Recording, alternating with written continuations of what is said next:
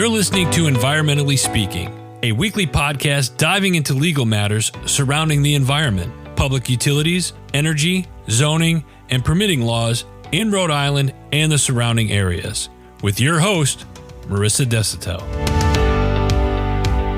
Hello, everybody, and welcome to this week's episode of Environmentally Speaking. Hi, everybody. I'm Marisa Desautel, an environmental attorney in Rhode Island and Massachusetts. And I'm Clarice, coming in with this week's topics, questions, comments. And this week's topic is very timely, very recent. Something that everybody is talking about. Yes. Go ahead. We are talking about New York City's air pollution. So if you are listening to the backlogs, if you are kind of going back, if you're a later listener, we are recording on June 9th. We are talking about how New York's air pollution right now is, and actually let me pull up the real-time air quality. It is still, today is moderate. Ooh. Last night it was unhealthy. But recently New York has been described as very orange, kind of that haze. So we're going to talk about that today. Speaking of weather alerts, here in Rhode Island, the air quality alert associated with the weather app on my iPhone indicates that there is a severe weather alert, air quality alert in effect until midnight tonight. Mm-hmm. These alerts come from the Rhode Island Department of Environmental Management. They have an air Office of Air Resources, and they also report on, obviously, on air quality. So the particular issues in Rhode Island are fine particulates. An air quality action day means that fine particulates within the region may approach or exceed unhealthy standards. So that's what we're dealing with here in Rhode Island, and it sounds like what's happening in New York is that situation that I just talked about times 10 at least. So what does this mean? What are fine particulates and why is it so bad for humans and public health? Yeah, and more specifically, how did this happen? That's funny. I didn't even think that we should start with the cause because I just kind of assumed that everyone knew at this point. But it's from wildfires in Canada, Nova Scotia. I forget the other area, but the Quebec. Is it Quebec? Yeah, Quebec, Ottawa, and I believe Toronto. And what was it? I was looking at an article. Bear with me, folks. I want to make sure I have the numbers right. It looks like as of, like I said, today we're recording on the 9th of June. This article had cited that on Tuesday, June 6th, they had recorded 152 wildfires. And of that 152, 114 were classified as out of control. I'd say so. I don't know what that good means, designation. But that was a frightening number. So, Canada was saying that they were to about 200 additional, firefighting assistants were coming in from the States, were coming in from, I believe, France. They were in talks with Chile, Portugal. I forget, there was another country to send more aid over to help get the situation under control. So it's a really serious problem. These aren't small wildfires. These are massive situations. And that air, those massive fires obviously is coming up into their air, and that's coming down and affecting, obviously, New York. And it is affecting our region as well. Obviously, we're not orange here, but the air quality alerts from DEM have been issued every single day since I think I first saw the notification a week ago today. Mm-hmm. And you can see it even in our sunsets. There have been hazier days more than normal. Our sunsets have gotten a little bit more vibrant. You can start to see the effects of it down here too. I went out to dinner last night and was speaking with the owner of the restaurant, who is also a friend of mine. Ida's restaurant in Middletown, Rhode Island, an excellent place to go, by the way. But they were saying that as a result of New York being orange, the restaurant was seeing a massive increase in folks coming to dine there that had left New York and were either staying at a hotel or with family in Newport, Middletown, and Portsmouth to get out of the city. And they were also seeing a major increase in takeout orders. They said it was very reminiscent of what happened when the COVID-19 quarantine went into effect. A lot of people fled New York and New Jersey and ended up coming down this way. Yeah. So in a lot of the articles that I was looking at, and I'm sure for you too, you kept seeing things like tiny particulate matter known as PM 2.5. What is PM 2.5? What does the 2.5 even mean? The PM stands for particulate matter, of course, and the 2.5 is an indication of the size of the particulate matter. I think they're expressed in micrograms. So it's just the fine particulates you can't necessarily even see. And depending on the size, you can sometimes only see them under a microscope. So the way that they are able to develop that measurement is generally through sampling of air. And they take that sample, take it into a lab, and then they're able to provide a pretty detailed directive on what the actual criteria are in the air quality.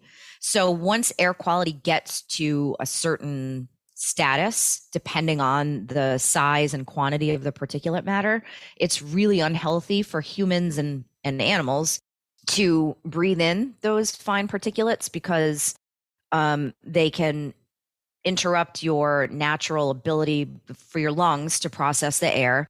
And if you've got a pre-existing health condition, it'll exacerbate those conditions. What we're seeing now is akin to the type of concerns about public health due to inhaling something like the COVID-19 virus, where people were wearing masks because you needed a filtration system to prevent ingestion of, with COVID-19, the virus. With this situation, it's the particulate matter that's suspended in the air. So people are wearing masks again. And I don't know, we've certainly seen tons of these photos, and we keep referencing that New York is at this point orange. But if you folks haven't seen photos of it, it really looks like there's some sort of weird Snapchat or like Instagram filter. It is orange. Everything has an orange hue over it. Is it bright orange or is it like a yellowy orange? Are we talking Donald Trump orange? It looks tangerine. It looks very almost like a 70s retro orange to me. Okay.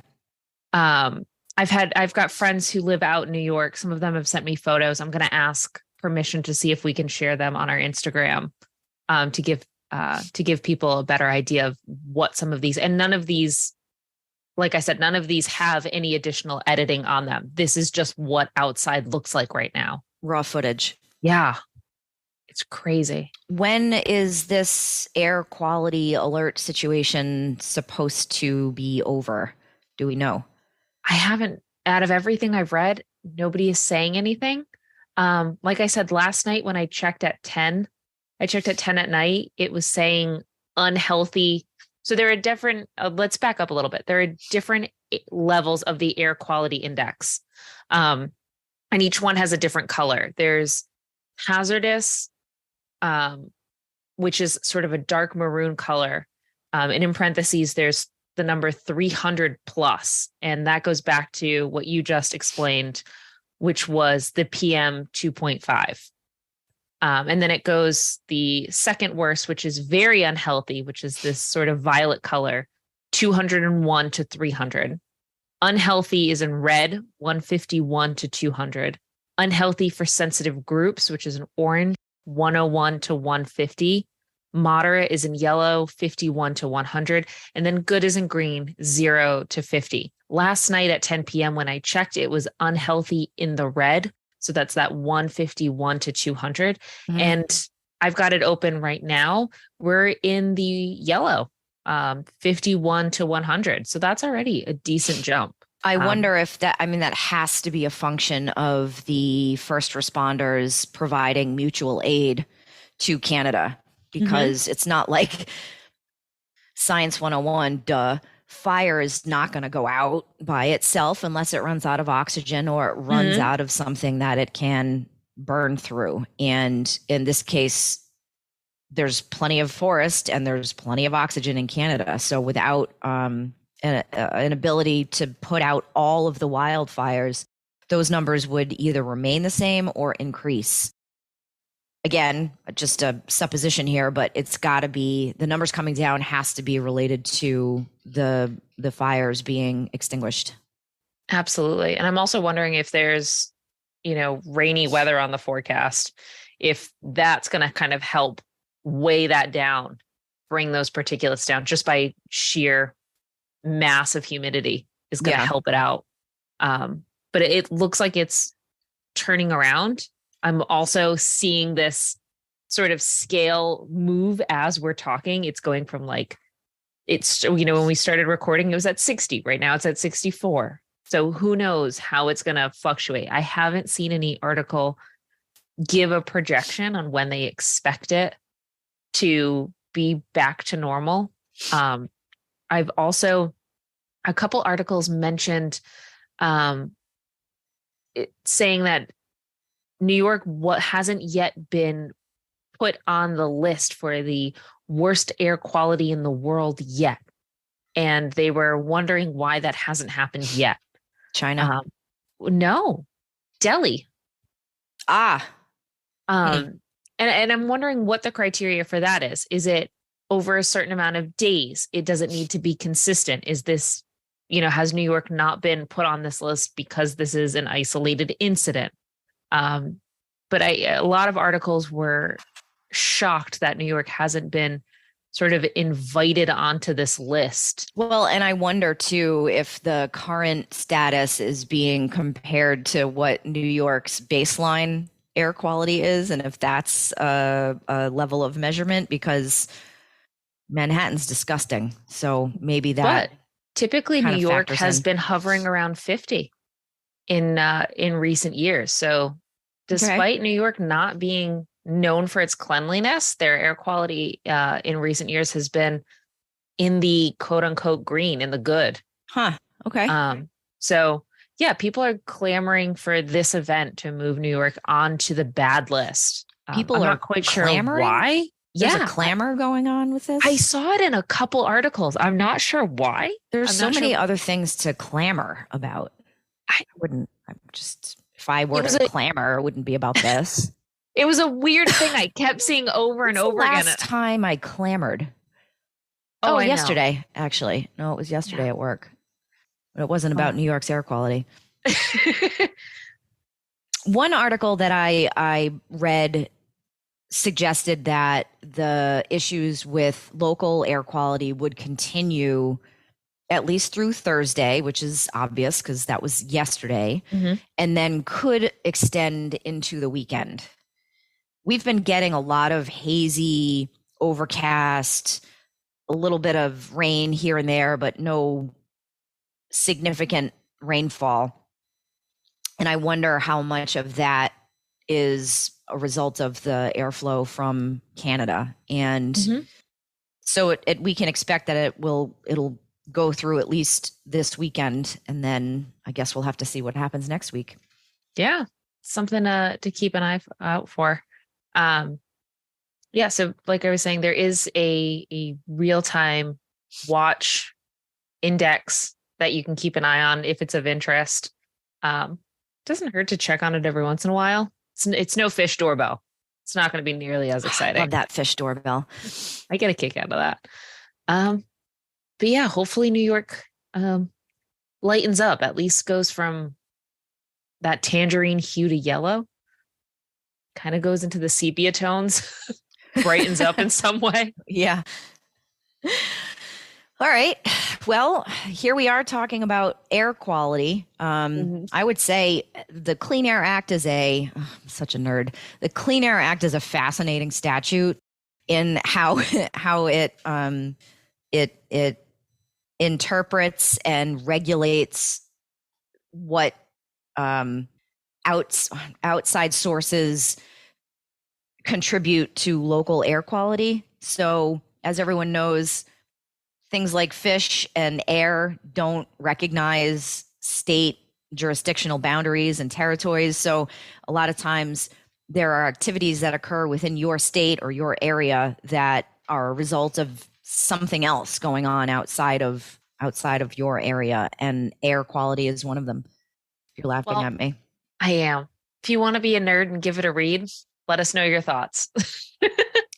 Sit down with the Clean Air Act and let me know if you have any questions. If you're a New Yorker and you're stuck inside, read the Clean Air Act. That's right. Oh, yep. That's a bitter activity. Don't do that. Really, don't do that. Maybe just have a martini. Yeah. Reach out to us. We are on Facebook, Instagram, Twitter. You can watch videos on YouTube.